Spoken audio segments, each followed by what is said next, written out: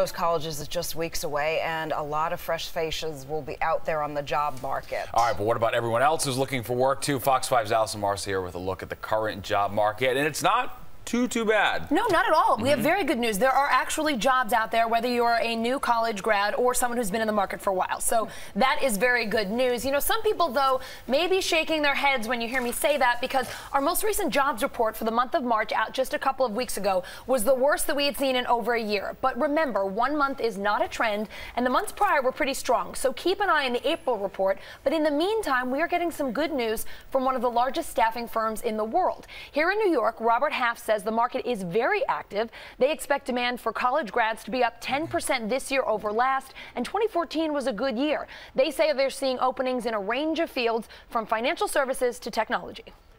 There are jobs for financial analysts, there's jobs for auditors, which are really big. There's a lot of regulation, as you know, in the market right now, certainly in the financial services arena. There's a lot of jobs surrounding that. As I mentioned, technology. There's jobs for programmers and coders.